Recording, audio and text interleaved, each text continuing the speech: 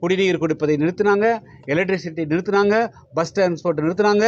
ஒவ்வொரு அதிகாரியா, tahsildar, town panchayat officer, labour officer எல்லாரும் போறவங்கெல்லாம் என்னன்னா கையெழுத்து போடுங்க, கையெழுத்து போடுங்க, கையெழுத்து போடுங்க. தொழிலாளர்களை அவர்களை மிரட்டுவதை மட்டும், அவர்களை வெளியேற்றுவதில் தான் குறியாட இருந்தாங்களே தவிர, ஆனால் ஒரு உள்ளாட்சி மணிமுத்தாறு டவுன் பஞ்சாயத்துனா அதுக்கு வேலை குடிநீர் கொடுக்கணும், மின்சாரம் கொடுக்கணும். அந்த கடமை செய்யல.